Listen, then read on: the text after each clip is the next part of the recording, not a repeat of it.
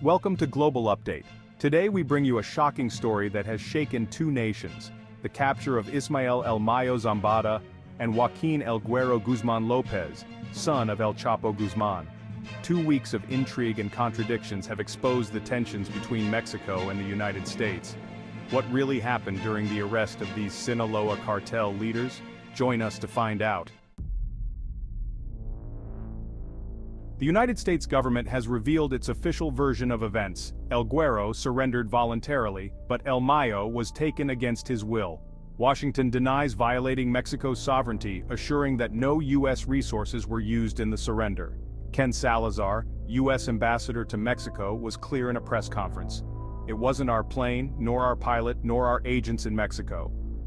These statements come after President López Obrador pushed for the information to be made public.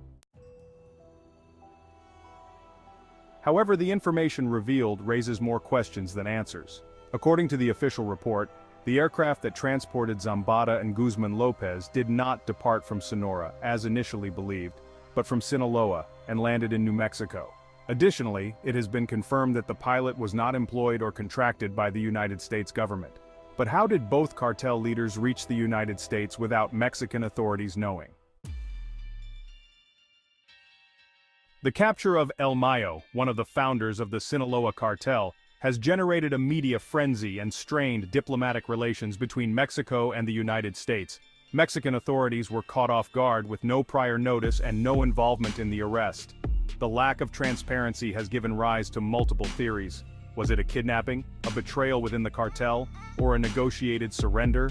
Each hypothesis could unleash a wave of violence within the Sinaloa cartel. Ken Salazar tried to mend diplomatic ties, stating that the capture was a victory for both countries, although he admitted that El Mayo did not surrender voluntarily. "What happened would not have happened without the joint effort with Mexico," said the ambassador. But the shadow of mistrust between the security agencies of both countries remains. Zambada, who has already appeared before a court in Texas and pleaded not guilty to multiple charges, is at the beginning of a long legal process. His case is expected to be transferred to New York, where he will face charges for fentanyl trafficking, among other crimes. Meanwhile, investigations into the details of his capture continue, and El Mayo's future remains uncertain.